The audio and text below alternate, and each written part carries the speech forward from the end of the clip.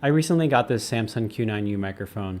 You might be wondering if this microphone is worth it. I've actually used it already in a video. You can see that link for that in the description below. I'm an artist. I'm taking steps to try and improve my recording setup. If you're like me, you probably already have a bunch of recording devices laying around. Obviously on your phone, maybe a camera or two. You might even have an old microphone in your drawer. Well, today I'm going to do a test of this mic against whatever I have laying in my drawer. I'm a big DIY person, so it kind of takes a lot for me to upgrade my tech sometimes. I don't want to spend the money, and I like to figure out how to be resourceful with the things that I have. I actually decided to buy this mic because of a video that I saw comparing the mic's quality against a laptop's built-in microphone.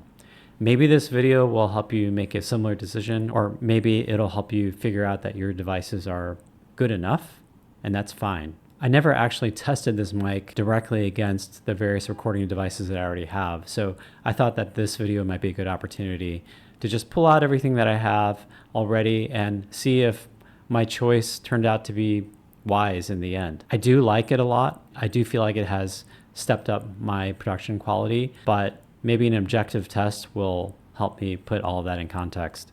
So I'm going to record myself on video speaking into the Q9U, and I'm going to try to record simultaneously on a bunch of these devices at the same time. But after that, I'll bring all the files into the computer and we'll go over them and you can check out the sound quality. I'm recording this from my art studio here in the Garment District in Manhattan. It's clearly one of the worst places to make a recording. It's so loud outside, there's constant drilling, there's bands playing across the street in rehearsal studios. I have some noisy artist neighbors. There's constant honking, and that's why I sought out some comparison videos about this particular mic. There was one video that actually convinced me to get this. I want to kind of do the same thing, but also show what the performance is like in a really, really bad situation. That video that I saw was just like in an empty, echoey house. There wasn't traffic noise, there wasn't drilling. I think this is actually a much worse environment to make a recording in. Hopefully this will be a good demonstration for you. So I've got all my devices rolling right now. I have my Fujifilm X-T2, its onboard mic recording me. I have the mic on the Logitech webcam on my desk. I have the microphone that's on my Olympus Pen camera pointed at me. And I've got my trusty Zoom H2 recorder. Of course, I've got the Q9U rolling, and I also have voice memo recording on my iPhone. I'm going to read some test phrases from Microphone Test Phrases Every Presenter Should Know, and I'll put a link to that in the description. The small pup gnawed a hole in the sock. The small pup gnawed a hole in the sock. So I'm going to bring these files into the computer. Minimal processing. I'm not going to do too much to them. I just want to make sure you can hear them. We're going to look at the timeline, and you can hear for yourself if you can hear a real quantitative, maybe qualitative difference between the different audio recording devices that I've just used. So I'll see you on the other side.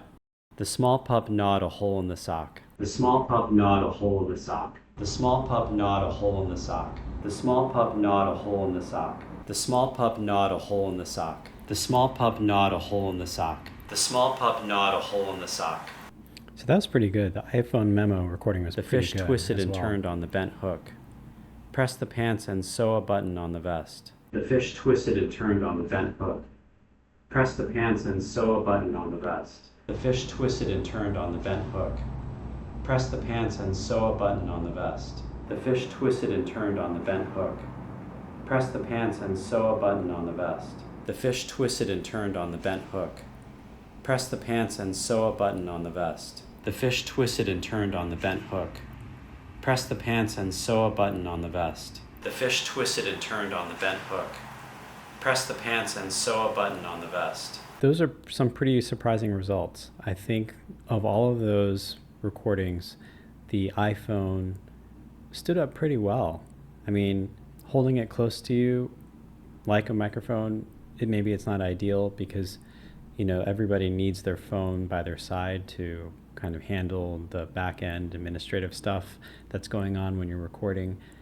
You might need the screen itself for a script or as a timer. Out of all of those recordings, surprisingly, the iPhone did pretty well. Let me know in the comments what you thought of this test. I'd love to know if it helped you at all with your decision making, or if you have a mic that you love too. please let me know. Overall, I'm happy with this purchase. I think the Q9U elevates the audio quality for my videos, especially in this noisy studio environment. You can also check out this video where I used the mic already. I think it gave me some pretty good results. Like and subscribe to hear more about my art journey. Thanks for watching. See you around.